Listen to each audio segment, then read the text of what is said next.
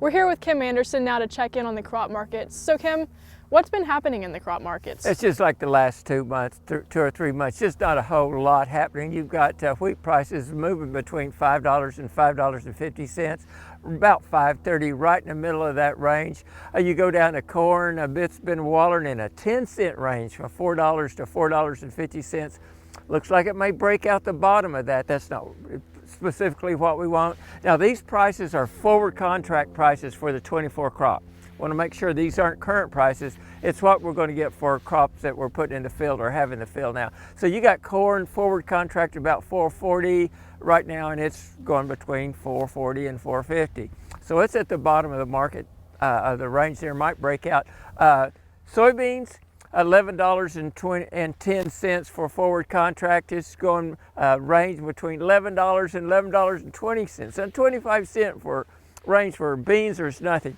The one thing we know about these prices is that something's going to happen in the market, make them pop out, either the top or the bottom. We hope it's the top, but you never know. Yeah.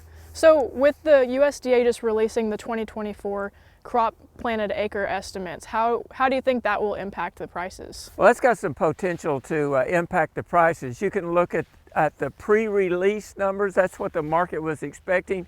You got corn, and they was the market, the average of the analysts said it was 91.8 million acres. Last year it was 94.6 million acres. In the Outlook Forum in February, they said it was 91 million. So almost 92 million. If that number Thursday was well above or below that, it could have an impact on the market. Soybeans, they said 86.5 million acres. Last year was 83.6, so higher bean acres, lower corn acres. All wheat at 47.3 million acres. That's down from 49.6 million acres last year.